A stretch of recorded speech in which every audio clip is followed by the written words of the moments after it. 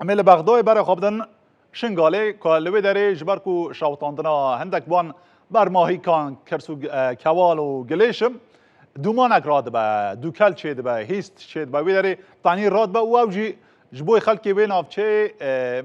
دل به ایش دل گران کرنا لسر به مجاره نوچگهان ما لیس حسین امی ور بگرن لیس ازبه ما جمتا یکم جاره از تو به هاورا دو آخفن تو بخیر هاتی سر چاوه من که جمع را بیجا شنگاله روشا و دومانا کو راد به چاوانا چند او نافچاو کو لوی داره او کرسو کواتی تا شاوتاندن چند متران کو چند کیلومتران لناوان دا باجر دوره باش ایراندار بی البته اشتا روانجی دام بگو من تشتی کو پیوندی که ما فرصت نیوز لشتن قاله دیاره کو برمای کن خلک کن علی باجروانیه و لجهکی نزیکی سنتر باجار دینه شاوتاندن اوه که جی دلگرانیا خلک شنگاله لدوخوا آنیا هلبت جبلی سنتر باجر بخوا يعني هناك مال نزيكي ويجي هنا بوانجی گلک بویا چه دلگرانیه بویا اگر اویا که کو هنک نخوشی جل باوان چه بن لگوری گوتن اوی خلکی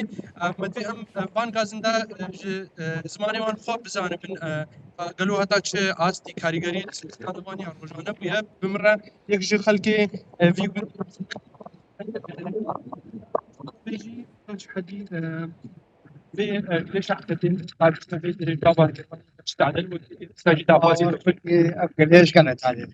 أبدا خواجه المديرية بلداشن قالت كان بيك ليش شغل يقول بيك ليش بكن أب ليش مرضى شوتينين مرضى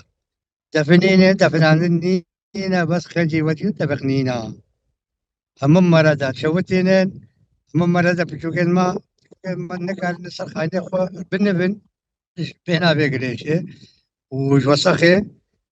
هم بونا فرشك هم تيم الواتر تورانا بله ما بلی هم در باسی لای ببین اشاره بویا که دا